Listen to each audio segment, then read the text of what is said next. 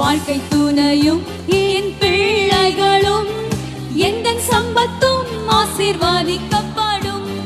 வாழ்க்கை துணையும் என் பிள்ளைகளும் எந்த சம்பத்தும் ஆசீர்வதிக்கப்படும். எந்த நன்மைக்காய் செடி தொங்கிட செய்வார், என்னை அவர் பரிசுத்த ஜனமாக்குவார். எந்த நன்மைக்காய் செடி தொங்கிட செய்வார், என்னை அவர் பரிசுத்த ஜனமாக்குவார். எந்தன் தேவனார், எந்தன் தேவனார், நிச்சயம் நான் ஆசீர்வாதம் பெற்றுக் கொள்ளுவேன்.